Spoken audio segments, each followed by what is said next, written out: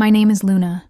I'm 22 years old, and I grew up in a house where I was never supposed to know who I truly was. I lived in the Grand Ashbourne estate for 17 years, a beautiful home with ivy-covered brick walls, long marble hallways, and chandeliers that glittered like frozen stars. But despite all its beauty, I never called it home, because in that house I was never a daughter, never a sister.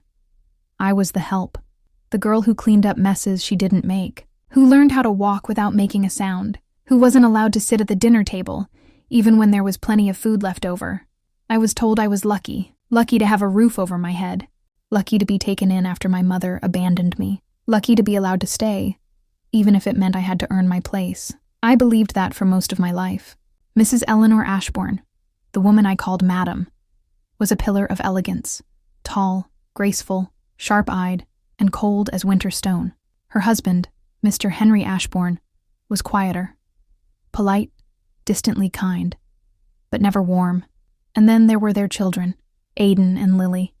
They were close to my age, beautiful, privileged, and raised to believe the world spun for them.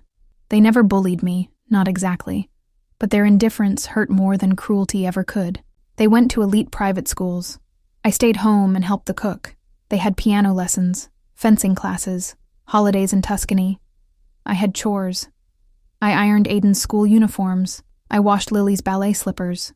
I wasn't allowed to wear perfume, jewelry, or even keep a diary. Madam said it was inappropriate for a servant to indulge in such things, but still, I listened. I obeyed. Because that house, as hollow as it felt, was all I had. I never knew my real parents. All I was told was that my mother had been a servant too, young, unmarried, and unwell. She gave me up at birth, died shortly after. The Ashbournes took me in as a kindness. That's what Madam always said when anyone asked. She's not our child, she'd explain. Just an unfortunate girl we agreed to raise in our home. A charity case. So, I never asked for more, not until I turned 17. That's when the nightmares started. At first, they were just flashes. A woman with warm brown eyes and soft hands. A lullaby I couldn't place. A feeling of being held, then torn away. I'd wake up sweating, heart racing, a hollow ache in my chest that made no sense. I began to notice things, small things I'd once overlooked. Like the photo in the upstairs corridor. Dusty, half hidden behind a cracked frame. A young woman, smiling, holding 3 babies. One of them looked like Aidan. One like Lily. The third had a faint crescent birthmark just beneath her jaw, just like mine. I began asking questions. Mrs. Ashbourne didn't like that. "You're not here to question things," she snapped one afternoon when I dared to ask who the woman in the photo was. "You're here to work. Be grateful." But something in her voice, the way her hand trembled slightly, the way her eyes didn't meet mine, told me she was hiding something. I tried to let it go. I did. But then, one night, I overheard them. I'd gone into the study to dust the bookshelves. It was late. The door was slightly ajar, and I froze when I heard my name. "Luna deserves to know," Mr. Ashbourne was saying. "She's almost an adult. You can't keep this up forever." "She is not my problem," Eleanor replied coldly. "I did my duty. I raised her. I kept her fed. That is enough. She's your niece, for God's sake." There was silence. "She's my shame," Eleanor said at last, "and she'll remain in the dark, just as we agreed." I dropped the duster. It hit the floor with a soft thud, but loud enough to make them fall silent. I ran. That night I didn't sleep. I stared at the ceiling for hours, replaying those words again and again. "She's your niece. She's my shame." The next day, I went to the attic, the one place Madame rarely entered. Amongst old trunks and forgotten silverware, I found a locked box. It took me hours to pry it open. Inside were faded documents, letters, and photos. One envelope was labeled in elegant handwriting, "To Luna, when the time is right." The letter inside shattered everything I believed. "My dearest Luna, if you're reading this, it means you found your way to the truth. My name was Margaret Ashbourne, Eleanor's younger sister. I was your mother." My vision blurred. I forced myself to keep reading. I was young and unmarried when I found out I was pregnant. Eleanor made it clear that I had brought shame to the family. I I was cast out, but I was sick, and I knew I wouldn't live long. I begged her to take you in, not as a maid but as her own, to love you, to protect you. I trusted her. If you've grown up without knowing love, I am so sorry. That was never my intention. The letter was signed in trembling ink. You are not a servant, Luna. You are an Ashbourne. You are my daughter, my pride, my legacy. I sat in the attic for hours, tears pouring down my cheeks, the letter shaking in my hands. For 17 years, I had lived like a ghost in a house that was mine by blood. I had scrubbed the floors of a family that owed me everything. I had been made to feel unworthy, unwanted, invisible, and I was their blood, their family, their secret. That evening, I walked downstairs, letter in hand, and stood before Eleanor. I know everything, I said. She didn't flinch. She simply stood, stiff as marble, and stared at me. You found the attic, she said after a moment. I wondered when you would. You lied to me. You let me live as a servant in my own family's house. She tilted her chin. You are nothing to me. You were Margaret's mistake. I protected this family's name. That was my duty. Mr. Ashbourne entered the room then, face pale. Luna, I wanted to tell you, for years, you let this happen. I whispered. You watched me grow up believing I was nothing, and you said nothing. He opened his mouth, but found no words. I didn't cry. I didn't scream. I left. I left the Ashbourne estate with nothing but a small duffel bag and the letter from my mother pressed against my chest. I didn't take any of the money I'd saved in a tin box under the stairs. It felt dirty now, earned from years of silence, from the lies they let me believe. I didn't even have a place to go. All I knew was I couldn't stay. It was nearly midnight by the time I reached the train station. I didn't have a ticket, but I sat on a bench near the platform anyway, watching strangers come and go, families hugging, couples laughing, people with somewhere to be. I felt like the only person in the world completely unanchored. I spent that night in the waiting room. The next morning, I bought a one-way ticket to Norwich. I chose the city because I remembered reading about it in a book once, something about cobblestone streets and bookshops. That was enough.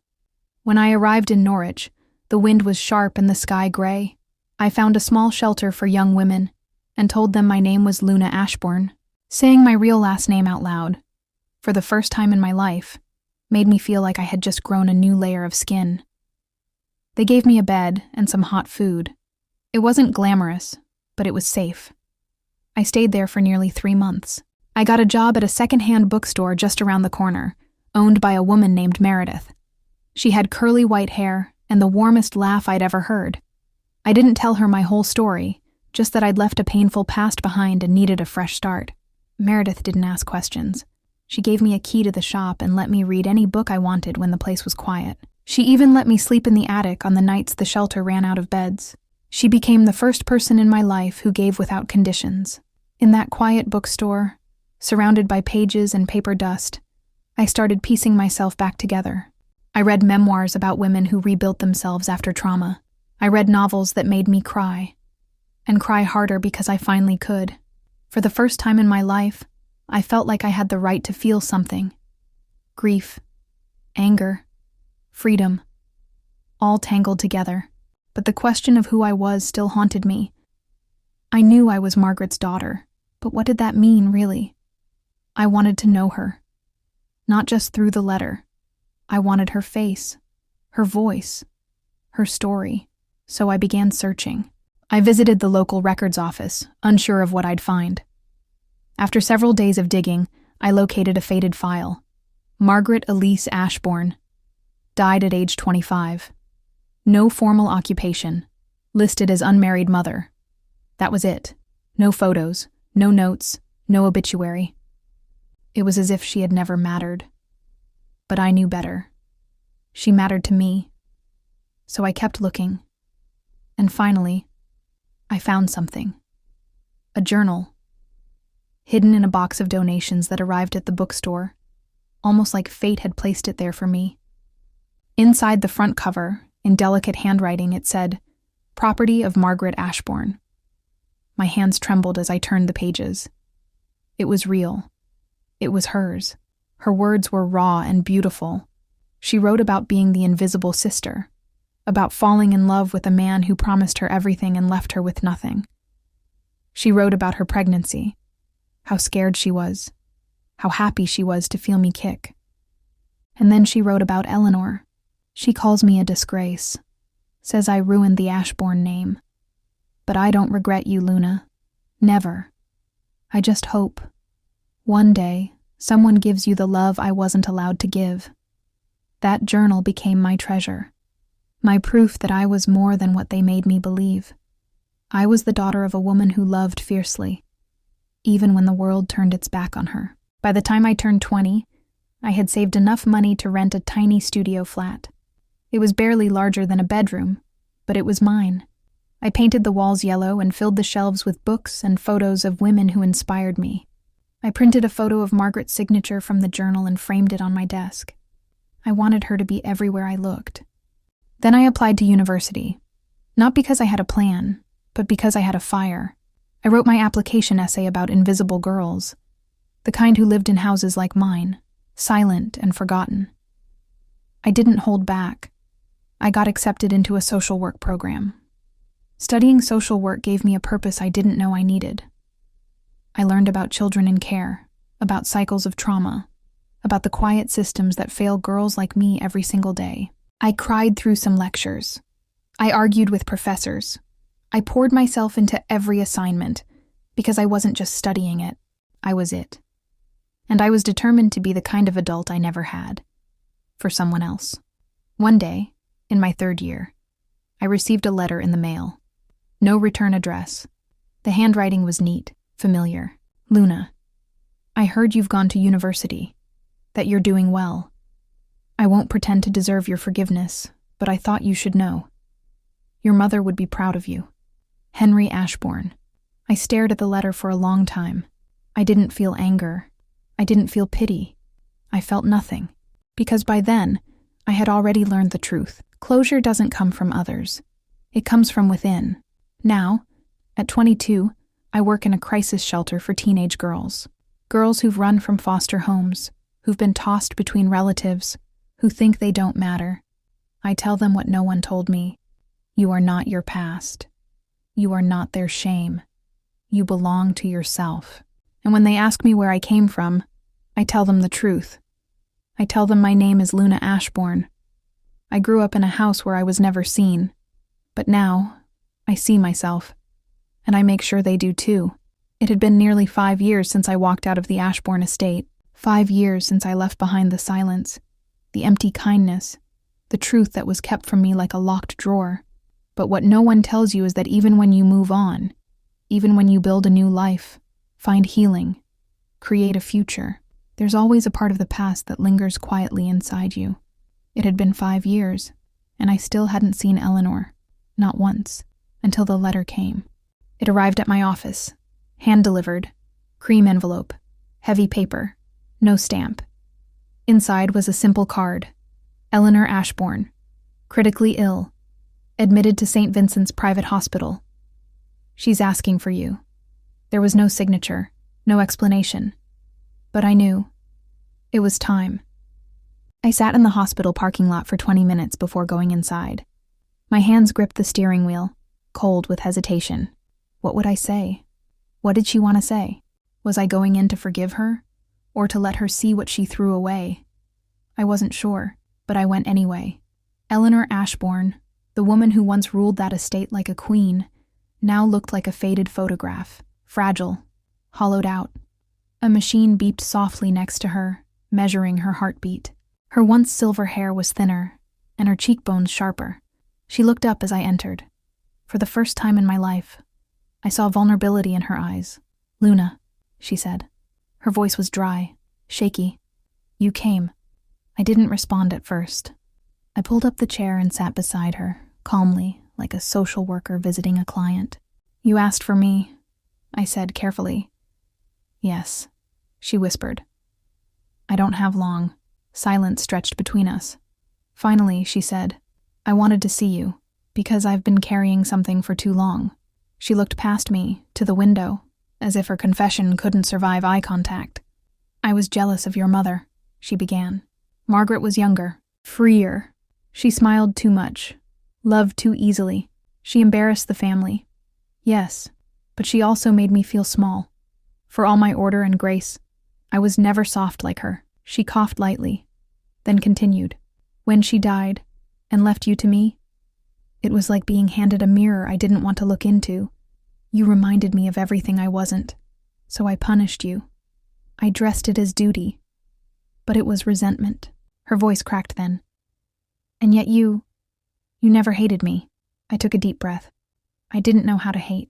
I was too busy surviving. Tears filled her eyes. The first time I had ever seen her cry. I don't deserve your forgiveness, she whispered. You're right, I replied. You don't. She nodded, slowly. But do I deserve peace? I looked at her, truly looked at her. She wasn't the monster I once believed. Just a broken woman with walls so high, she ended up trapped behind them herself. I don't know if peace comes from other people, I said softly. Maybe it comes from finally telling the truth. She gave the faintest smile. Then I've begun. We didn't hug. We didn't make promises. I stayed with her for 20 more minutes. We talked about Margaret, her laugh, her singing, her stubbornness. She asked what I did now. When I told her I worked with girls like me, she whispered, "Of course you do," as I stood to leave. She said one final thing. I kept the house. I turned. What? The Ashbourne estate, she said weakly. It's yours. It always was. In my will. I froze. That house took everything from me. I know, she replied. But maybe it can give something back. If you let it. She died 3 weeks later. I didn't attend the funeral, but I did return to the estate. Not to live, but to walk through it, room by room, to reclaim it. The kitchen where I used to peel potatoes barefoot. The staircase I wasn't allowed to climb until everyone else had gone to bed. The attic where I found my mother's letter. Each step was heavy with memory, but lighter than before. I took only one thing from the house, the photo of Margaret holding 3 babies. I restored the frame and placed it in my office, where my clients could see it. Now, I'm 22. I run a center for displaced teenage girls called the Margaret House, in honor of the woman who loved me in silence and the girl I used to be. We don't just offer shelter. We offer story. We tell every girl who walks through our doors, you are more than where you came from. You are more than what they made you believe. And I tell my own story too. My name is Luna. I was raised as a maid in my own family's house. I was hidden, silenced, forgotten. But I am no longer forgotten. I am the voice for those still living in shadows. I am the girl who found her truth and built a home from it. The end.